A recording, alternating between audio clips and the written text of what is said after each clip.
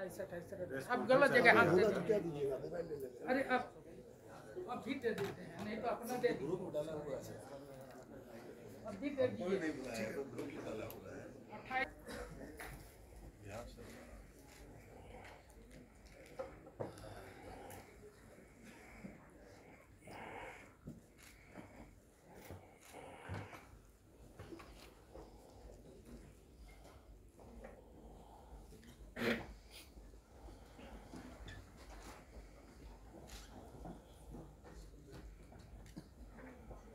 गुलों में रंग भरे बादे नौ बाहर चले, चले भी आओ के गुलशन का कारोबार चले. Good afternoon, everyone. Bihar, as one of the partner states at India International Trade Fair 2025, stands in the same spirit, full of enterprise, artisanship, and innovation. Over 65 exhibitors, entrepreneurs, and craftsmen have traveled from Bihar to showcase their products, heritage, and industrial progress, representing the beauty and diversity of Bihar towards the theme, Ek Bharat, Shresht Bharat. Now I request Joint Secretary, Industries Department, Shri Anil Kumar, to kindly present the bouquet to the Resident Commissioner, Bihar Bhavan, Shri Kundan Kumar.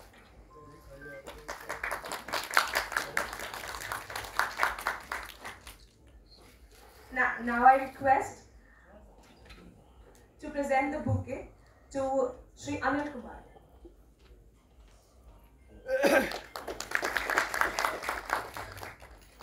On the behalf of the Government of Bihar and Bihar Information Center, New Delhi, I, Vedruti, extend a warm welcome to all media representatives, dignitaries, and guests present here. It is now my honor to introduce and invite our Chief Speaker, Shri Kundan Kumar Sir, IAS, a distinguished civil servant of the 2004 Bihar cadre, is widely recognized for his exemplary public service. Sir is a recipient of the Prime Minister's Award for Excellence in Public Administration, as well as the National Award for the Best Electoral Practices conferred by the Honorable President of India. Since February 2023, Sir has been serving as the Resident Commissioner Bihar Bhavan, New Delhi, where he plays a pivotal role in representing Bihar's interest at the national level. He also serves as the Chief Executive Officer of the Bihar Foundation, the Government of Bihar's dedicated diaspora outreach body, where he leads initiatives to strengthen global Bihari Connect and promote socio-economic development of the state. The foundation, established in 2007, works to deepen bonds with the non-resident Biharis, disseminate knowledge about Bihar, and facilitate participation of the diaspora in the state's development. Prior to his current responsibilities, Sir contributed significantly as advisor Niti Aayog from 2021 to 23, and earlier held key position as Private Secretary to the Union Minister of Defence and Private Secretary to the Union Home Minister. His wide-ranging experience also includes serving as Deputy Secretary in the Cabinet Secretariat and several other strategic assignments within the Government of India. Sir additionally serves as the Managing Director of BIADA and Investment Commissioner for Bihar, where he is at the forefront of boosting industrial development and growth, infrastructure development, and renewable energy initiatives. Under his leadership, BIADA has introduced major reforms such as the exit policy, enhanced land allotment processes, strengthened investor engagement, and has launched a grievance redressal mobile app and website, and accelerated industrial expansion through rigorous inspections and efficient plot management. As a key architect of the IMC Gaya project, he has played a central role in fostering economic growth and employment generation in the state. We welcome you, sir.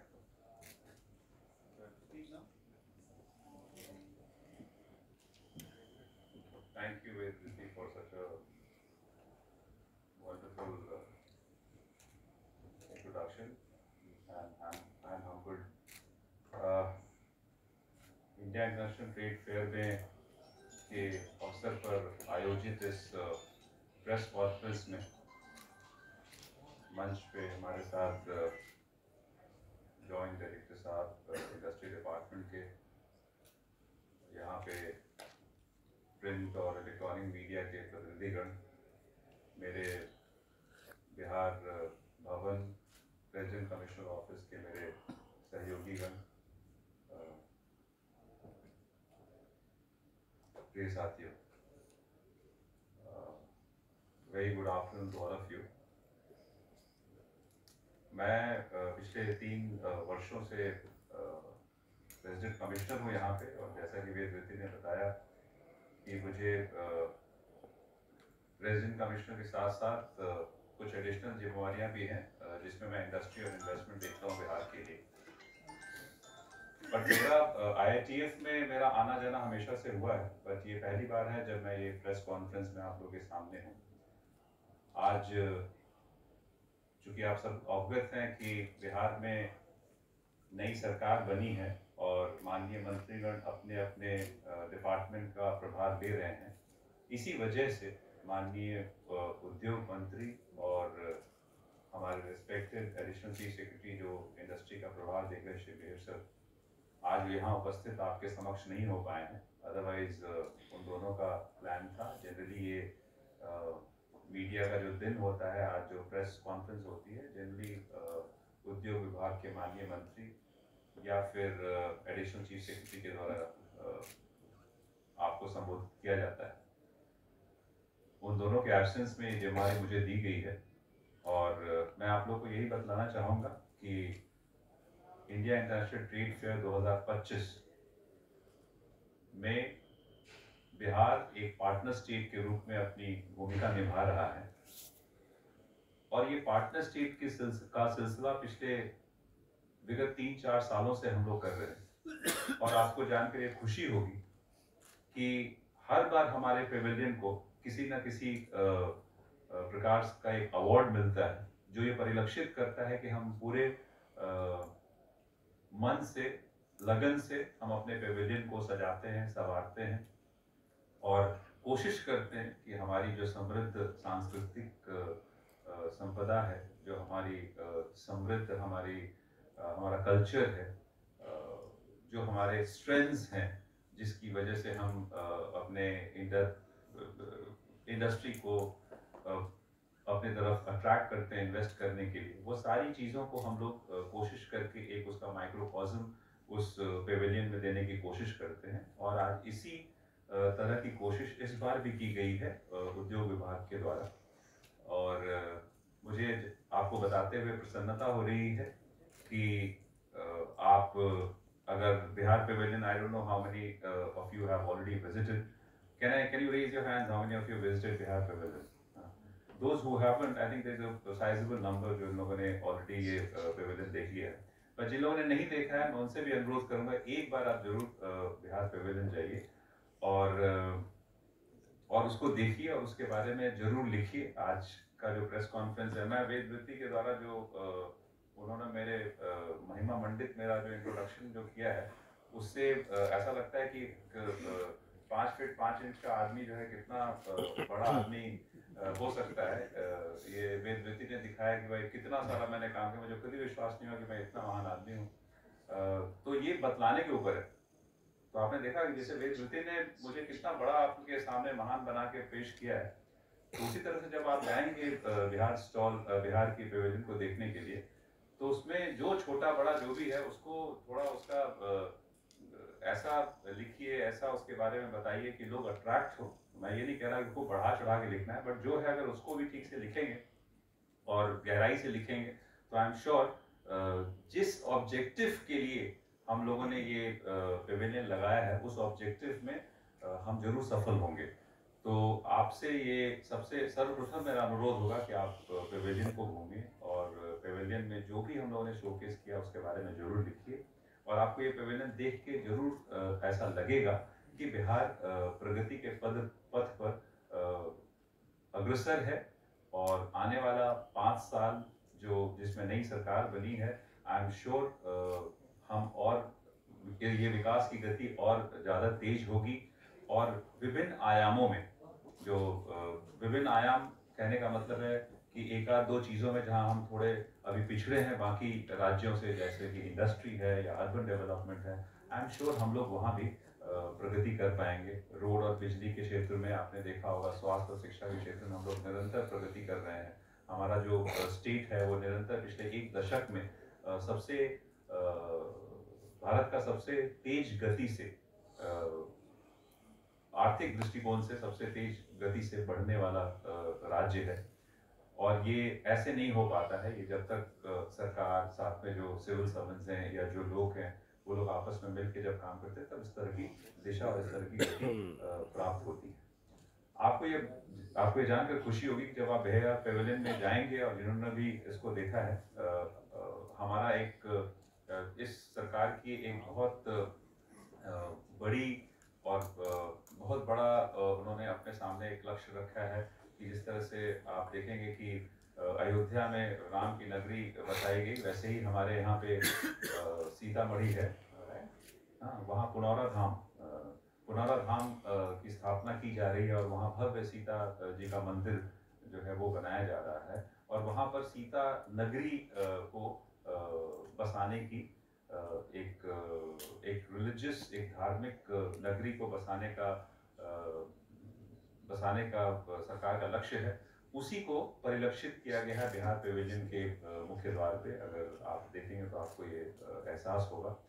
साथ ही वहाँ पे करीब करीब 65 से 70 stall लगे हैं, जिसमें विभिन्न प्रकार के हमारे जो कलाकृतियां हैं, या जो हमारा जो आर्ट एंड क्राफ्ट है, जो हमारे जीविका दीदियां हैं, उन सब ने अपना स्टॉल वहाँ पे लगाया हुआ है, और जिसमें बहुत आकर्षक परिधान मिलेंगे, खाने पीने की चीज़ें मिलेंगी, और साथ ही साथ बिहार के जितने भी टूरिस्ट स्थल हैं उनसे संबंधित एक टूरिज्म का भी स्टॉल लगाया गया है। और खास करके वहाँ जो AR VR बोलते हैं, ऑगमेंटेड रियलिटी बोलते हैं, जिसमें हम एक वर्चुअल रियलिटी जिसको बोलते हैं, उसके तहत भी आप हमारे जितने भी अच्छे और आकर्षक टूरिज्म सेंटर्स हैं, उनके बारे में आप उनकी एक झलक देख पाएंगे उस ऑगमेंटेड रियलिटी के द्वारा।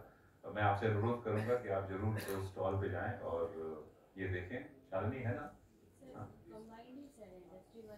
या I am said yes, of course yes. तो मैं उसी की बात कर रहा हूँ, तो आप जरूर जाएं, उसको देखें। और साथ ही हम लोगों ने कोशिश की है कि आप लोगों को ये जानकर प्रसन्नता होगी, मुझे बहुत I am feeling really really proud to tell you कि हमारे बिहार सरकार के द्वारा जो अभी बिहार इंडस्ट्रियल इन्वेस्टमेंट पैकेज 2025 की जो घोषणा की गई है, तो घोषणा इलेक्शन के पहले ही की गई थी, और अभी वो इन्वोक है, मतलब चालू है, वो लागू है अभी। और उसके तहत मैं आपको बताऊं कि हमारा जो इंडस्ट्रियल इन्वेस्टमेंट पैकेज है आज के समय में, वो भारत का सबसे बेस्ट, सेकेंड बेस्ट भी नहीं बोलूंगा, is the best policy for investment.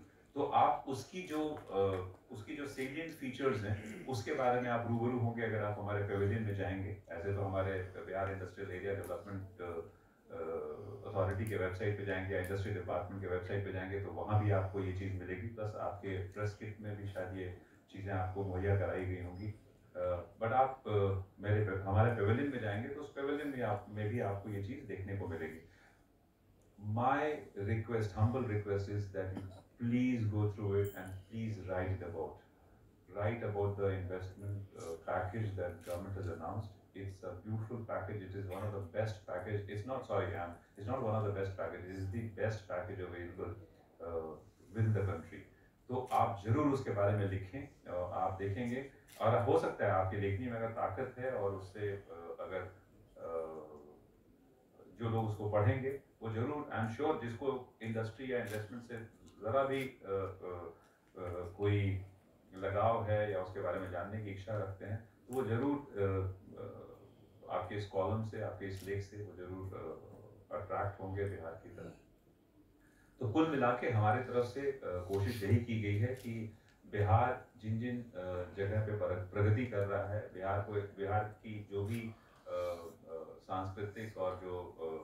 सांस्कृतिक जो विरासत है, जो आर्ट एंड कल्चर की विरासत है, उन सब का माइक्रोकॉज्म इस बिहार पेविलियन के थ्रू हम आपके सामने प्रस्तुत करने की हमारी कोशिश है। और आप जाएंगे, उसको देखेंगे, तो मुझे पूर्ण विश्वास है कि आपको लगेगा कि हम अपने प्रयत्न में सफल हुए हैं, और आप अपनी लेखनी के द्वारा बताएंगे कि हम उसमें सफल हुए हैं कि नहीं हुए हैं। इन्हीं चंद शब्दों के साथ मैं इस प्रेस कॉन्फ्रेंस में अपनी वाणी को विराम देता हूँ। और मुझे नहीं पता कि यहाँ पे और क्या फॉर्मेट होता है, बट अगर आपके कुछ सवाल हैं मेरे से तो मैं जरूर आपके उन प्रश्नों का उत्तर देने की कोशिश करूँगा। I hope I'm there. So I'll stand here and I'll just... Okay.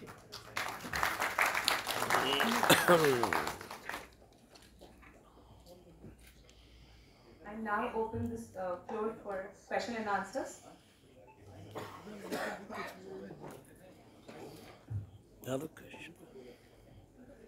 जी।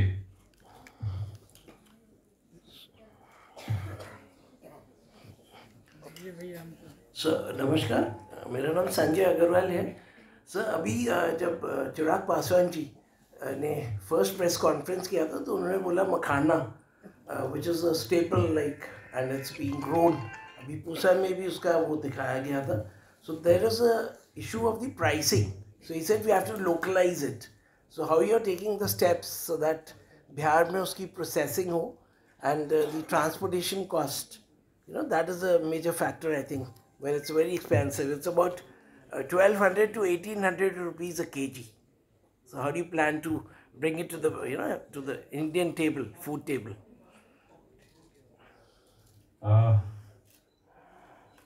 जहाँ तक मैं आपके प्रश्न को समझ पाया हूँ, आप कह रहे हैं मखाना का रेट प्राइसेस बहुत वो ज़्यादा है तो चिराग थाली में लोग कैसे आएगा मखाना? कैसे आएगा सर? हाँ, तो देखिए पहली बात तो ये कि आपको ये जानकर काफ़ी प्रसन्नता होगी कि भारत में जितना भी मखाना का उत्पादन होता है उसका 90% उत्पादन जो है वो बिहार में होता है। और it is considered the superfood, and this year is the international year for makhana, if I am right. Okay. तो हमें तो खुशी है कि इसके प्राइसेस बढ़े, frankly speaking, ठीक है। प्राइसेस बढ़ेंगे तो हमें हमारे किसानों को रेम्यूनरेटिव प्राइस मिलेगा। So I am really not aware if there is any whether the government is trying, if there is any effort being put in by the government to actually rationalize the price. I am not really aware. Not the prices, the minister. No, but as far, so I am coming to your second question, which is processing of makhana. Yes, sir. There is no dearth of processing unit now of makhana.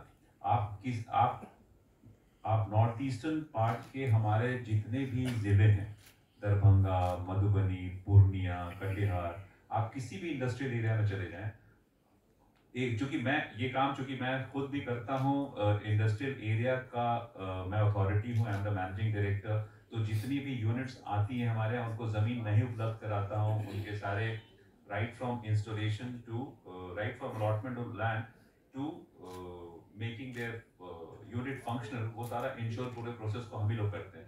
तो मुझे idea है कि हमारे जितने भी industrial area है north east side में आप जाएंगे तो बहुत सारे मखाना के प्रोसेसिंग यूनिट लगे हुए हैं, और जितने भी आज मखाना के अच्छे जैसे फार्मली हो गया और बहुत सारे इस तरह के जो मेन कंपनीज हैं जो मखाना के जो डिफरेंट फ्लेवर्स में मखाना का पैकेज मखाना दे रहे हैं, उन सब की फैक्ट्रीज जो हैं वो बिहार में लगी हुई हैं।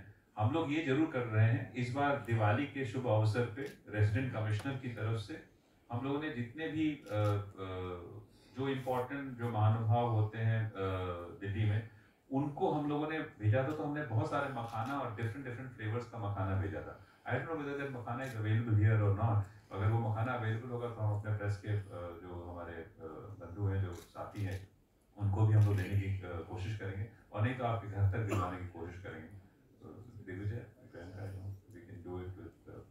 तो आप अपना एड्रेस और ये सब छोड़ के जाएंगे तो हम लोग आपके घर पे भिजवाएंगे। तो आप एक ही चीज की गड़बड़ हो रही है जो इस बार हम इंश्योर कर रहे हैं कि जैसे कहीं भी आप देखेंगे सोलन बद्दी में ना बहुत सारी दवाइयाँ बनती हैं तो लिखा रहता है मेड बद्दी सोलन। तो हम इस बार कह रहे थे कि भाई अगर तुम बिहार में बना रहे हो तो लिखो made in Purnia, made in Katihar. So hopefully from now onwards all these family के जो सुंदर और एकदम बहुत ही अच्छा पैकेज जो मखाना और ये सब मिल रहा है डिफरेंट फ्लेवर्स में, you will see it is made in Patna, made in Bihar, made in Katihar, whatever. तो बहुत अच्छी प्रोग्रेस हो रही है मखाना की। Right, thank you sir. Sir नमस्कार, संतोष दुबे बोल रहा हूँ यूएनआई से, सामने से सर, संतोष दुबे यूएनआई से हूँ। जी संतोष। सर कवर मैं लगातार करते रहा हूँ ट्रेड फेयर को, बिहार पवेलियन को इस साल भी मैंने किया है, बहुत सारे लिखे हैं। आपने कहा कि उद्योग और शहरी विकास में हम लोग पिछड़े हुए थे, उस पिछड़ेपन को यानी उसको दूर करने के लिए अग्रणीय राज्यों में शामिल होने के लिए सरकार की तरफ से क्या किए जा रहे हैं। सवाल एक और है सर, हर साल बिहार ट्रेड फेयर में पार्टनर स्टेट के तौर पर भाग लेता है जी। लेकिन स्पेस बहुत कम होते हैं सर जी। ये तो शिकायत है। और पवेलियन के मुकाबले जैसे महाराष्ट्र का देखिए, हम लोगों से तो ज़्यादा स्पेस झारखंड का भी है जी। इसको लेकर के कुछ आप लोग मैं सोच रहे हैं बता कि जब तक दिखेगा नहीं सर तब तक दिखेगा नहीं। मैं आपको एकदम आप एकदम दुरुस्त कह रहे हैं। मैं आपको बताना ये चाहूँगा कि इस बार कुछ ऐसी हो गई कि जैसे ही पार्टनर स्टेट का हुआ, उसी जब से हमने हामी भरी उसके तुरंत बाद मॉडल कोड ऑफ कंडक्ट लग गया। तो मॉडल कोड ऑफ कंडक्ट में क्या होता है कि हम बहुत सारी चीज़ें नहीं कर सकते हैं। So what you see today is little water down, क्योंकि हमें समय बहुत कम मिला इस चीज़ को करने के लिए। हम जब क्या होता है कि कोई भी नई चीज़ करते हैं, कोई नया टेंडर करना होता है, कुछ करना होता है, तो हमें उस फाइल को या उस प्रपोजल को चुनाव आयोग को भेजना होता है। तो उस चुनाव आयोग को भेजने में और वहाँ से उसकी सहमति प्राप्त करने में थोड़ा जो विलम्ब हुआ, इस कारण से थोड़ा आप जो बात कह रहे हैं वो थोड़ा सा आपको वो चीज़ दिखेगी अभी हमारे पेवेलियन में, वो आप दुरुस्त कह रहे हैं। बट आपकी बातों को हमने नोट किया है। वीकेंड और जहाँ साइज की बात करें, देखिए साइज से फर्क नहीं पड़ता है। पार्टनर स्टेट का मतलब ये नहीं कि हम पार्टनर स्टेट बने तो हमें बहुत बड़ा साइज चाहिए। पार्टनर स्टेट जैसे आप बनते हैं तो आपको दो चार चीजें वो पार्टनर स्टेट के पैकेज में आपको होता है कि भाई आपको ये मिलेगा ये मिलेगा। जैसे इनॉग्रल होगा तो इस इनॉग्रल में आपको स्थान मिलेगा, आप वहाँ बैठेंगे। तो पार्टनर स्टेट का क्या होगा, हर जगह बिहार का नाम लिखा रहेगा। उससे क्या होगा कि लोगों को देखना, अच्छा बिहार पार्टनर स्टेट है, बिहार। उससे फर्क ये नहीं पड़ता है कि आप कितना स्पेस, तो आप जितना पैसा देंगे, जितना बड़ा स्पेस लेंगे उतना बड़ा स्पेस आपको मिलेगा। तो डिपेंडिंग अपॉन, और बहुत बार क्या होता है ना कि बहुत छोटा साइज से फर्क नहीं पड़ता है। बहुत बार बहुत छोटे से जगह पे भी बहुत आकर्षक चीजें आप लगा सकते हैं। But yes, what you are saying is कि साइज को बड़ा कर सकते हैं। तो आई एम श्योर आने वाले समय में हम लोग इस साइज को भी बहुत बड़ा करेंगे। बट छोटे से साइज में भी हम लोग अपनी जो क्षमता है उसको भी दिखाने की हम लोगों ने कोशिश की। सर वैसे तो बिहार मजदूर उद्योग के रूप में बना हुआ है, लेकिन जो अभी पुनौरा धाम में बनाया जा रहा है और पर्यटन को उद्योग का जो दिया जा रहा है, तो कितने किलोमीटर में और कितना उसका वो गवर्नमेंट मतलब बजट तैयार किया है, कितने किलोमीटर में वो तैयार होगा? मतलब मुझे इस शालिनी आपको कुछ आइडिया है? लगभग उसका प्रस्तावित जो राशि है सर 800 करोड़। नहीं, 800 करोड़ तो बजट है। वो कह रहे हैं कि वो कितना किलोमीटर में उसका ये होगा। जैसे पंत पाकर है, वहाँ से 8 किलोमीटर की दूरी पे है, बहुत नेचुरल पैलेस है। और मेरे ख्याल से मैं आपके इस प्रश्न का अभी उत्तर नहीं दे सकता, मुझे जानकारी नहीं है। बट अगर आप अपना परिचय और ये सब छोड़ के जाएंगे तो I am definitely. Thank you so much. समय कम था पर भी सर ने कोशिश की कि हम सबको एड्रेस कर पाए, लेकिन अब मैं आप सभी से बोलती हूँ। पूछिए बताइए क्या क्वेश्चन है सर के स्टेट ये जो हमारा इन्वेस्टमेंट प्रपोजल पॉलिसीज जो बनाएंगे जी, इन्वेस्टमेंट पॉलिसी, हाँ दिस पॉलिसी। आप सबसे पहले मैं अपना परिचय दे दूँ आपको। मेरा नाम अहमद है, मैं निर्माणशाला टाइम्स का एडिटर हूँ। ये बेसिकली ये जो हम लोग की कवरेज है वो इंडस्ट्रियल प्रमोशन को लेके ही होती है। उसमें 3 सेक्टर होती है, इंडस्ट्रीज, इंफ्रास्ट्रक्चर और एग्रीकल्चर। बेसिकली मैं बिहार से ही हूँ, last 20 years I am staying here in Delhi. अभी हम लोग इन्वेस्टमेंट पॉलिसीज़ को लेके अगर बात कर रहे थे आप, वो ज़्यादा अच्छा है क्योंकि मेरा अपना कंसर्न है कि पीछे क्या हुआ क्या नहीं हुआ उसका कोई कंसर्न नहीं। आगे हम लोग कैसे इन्वेस्टमेंट पॉलिसी को बढ़ाएं हम देखेंगे भी, और हमारी असेसमेंट रिपोर्ट डेफिनेटली मैं आपको शेयर भी करूँगा, हमारी राइटिंग स्किल्स पे आएगी। तो इन्वेस्टमेंट पॉलिसीज़ को लेकर के क्या कुछ ऐसा असेसमेंट करने का कोई डिपार्टमेंट आप कर रहे हैं पॉलिसी? हम जबकि इन्वेस्टर की जो पॉलिसीज है उसका कोई असेसमेंट का डिपार्टमेंट आपने बनाया है कि जो प्रपोजल आपके पास आया है उसको आप लोग उसको सही से असेस करें, उसको मार्गदर्शन करें? जी जी जी जी। और वो हमारा नॉन फार्मिंग हो सकता है, फूड प्रोसेसिंग यूनिट का भी हो सकता है, कुछ भी ऐसा भी आप। मैं आपके इस सवाल के जवाब में मैं घंटों बात कर सकता हूँ, क्योंकि इंडस्ट्री और इन्वेस्टमेंट मेरा सब्जेक्ट है, टूरिज्म नहीं था, इसलिए मैं इनकी बातों का जवाब नहीं दूँ। बट आपकी बातों पर मैं घंटों बोल सकता हूँ, लेकिन बेइज्जती मुझे रोक देगी कि इतना नहीं बोलना है, क्योंकि टाइम खत्म हो रहा है। तो मैं आपकी बातों का संक्षिप्त, आपके क्वेश्चन का संक्षिप्त जवाब ये देना चाह रहा हूँ कि हमारे पास SIPB, estate investment promotion board होता है। Estate investment promotion board department के ACS जो है वो उसको हेड करते हैं, और उसमें जितने भी इम्पोर्टेंट विभाग होते हैं उनके सेक्रेटरी उसके मेंबर होते हैं।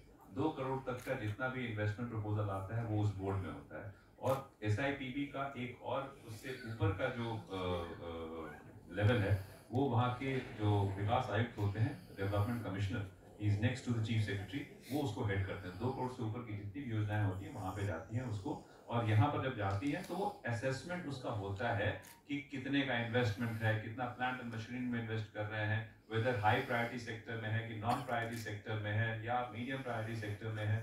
वो ये इसलिए असेसमेंट होता है कि इसी असेसमेंट के आधार पर उनको कैपिटल सब्सिडी क्या दी जाएगी, उनको GST की क्या सब्सिडी दी जाएगी, उनको एम्प्लॉयमेंट सब्सिडी क्या दी जाएगी, ये सारी चीजें उसी के ऊपर डिपेंड करती हैं। उनको लैंड का डिस्काउंट कितने में दिया जाएगा। जैसे आप लोग को अभी शायद पता हो या नहीं हो कि अगर आप 100 करोड़ रुपए से ज्यादा का इन्वेस्टमेंट कर रहे हैं और 1000 एम्प्लॉयमेंट आप दे रहे हैं, तो आपको सरकार जो है वो 1 रुपए में भी जमीन देगी। I don't know how many of you know this, isn't it? तो इस तरह की बहुत सारे प्लस क्या है कि अभी इंडस्ट्री में 31 मार्च तक जितने भी लोग इंडस्ट्री स्थापित करने के लिए, एंटरप्राइज स्थापित करने के लिए इंडस्ट्रियल एरिया में जमीन चाहते हैं, अगर वो अप्लाई करेंगे उनको 50% के रिबेट पे लैंड अवेलेबल कराया जा रहा है। ठीक है, GST का जो reimbursement है, that is up to 300%.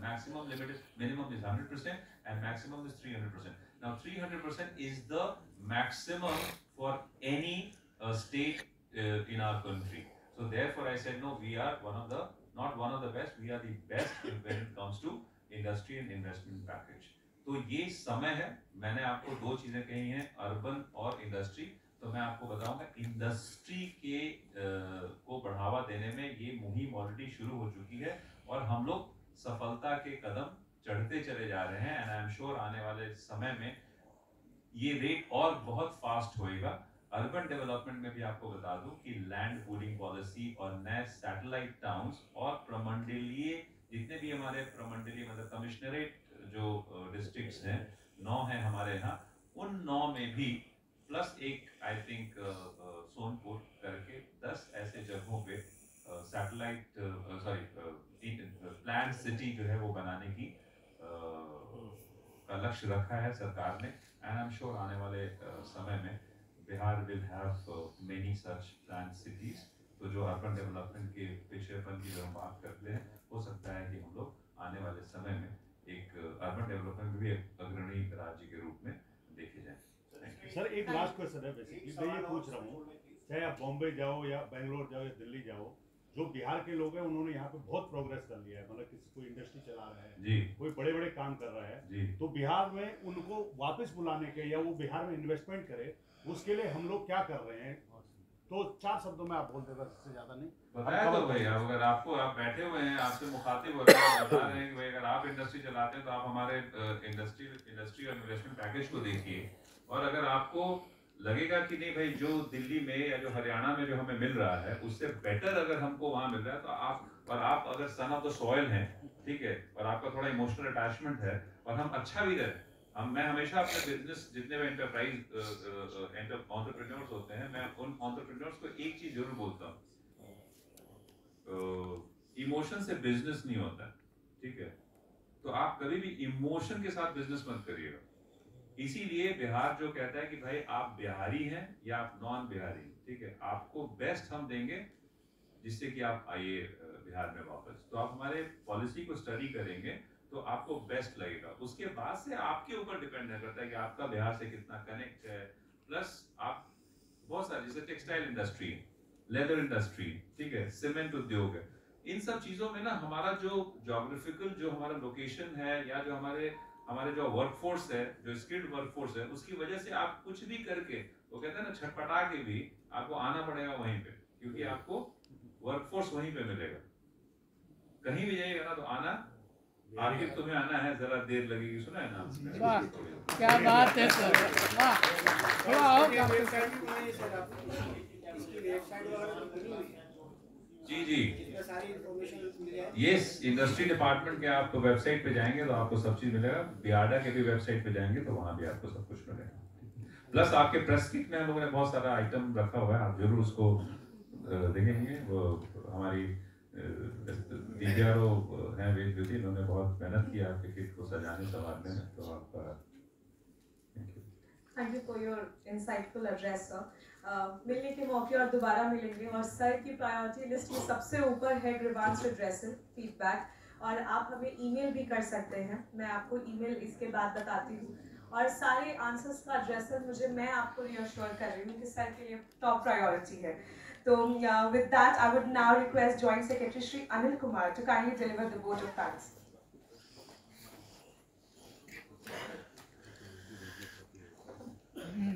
Bihar दिवस प्रेस वार्ता में मैं हृदय से आभारी हूँ आदरणीय श्री कुंदन सर का, जिन्होंने IITF के बारे में विस्तार से बताए और प्रेस के बंधुओं के जवाब जो भी प्रश्न थे उनको बहुत ही सुगमता के साथ उन्होंने बताए। मैं इस आयोजन के में उपस्थित स्थानीय आयुक्त के कार्यालय के पदाधिकारियों का भी आभार प्रकट करता हूं, जिन्होंने इस कार्यक्रम में सफल बनाने में अपना बहुमूल्य योगदान दिए, बहुमूल्य समय दिए। मीडिया से आए हुए बंधुओं का भी मैं हृदय से आभारी हूं, इन्होंने बहुत धैर्य के साथ इस कार्यक्रम में उपस्थित हुए और बहुत ही अच्छे से सभी सवाल जवाब का उन्होंने कुंदन सर के से जो भी प्रश्न थे वो प्रश्न उन्होंने किए और कुंदन सर ने बहुत ही विस्तार से उन प्रश्नों का जवाब दिए। मैं आभारी हूँ प्रिंट मीडिया, इलेक्ट्रॉनिक मीडिया के तमाम बंधुओं का, और इस आयोजन में जो भी व्यक्ति शामिल थे मैं उन्हें भी हृदय से आभार प्रकट करता हूँ।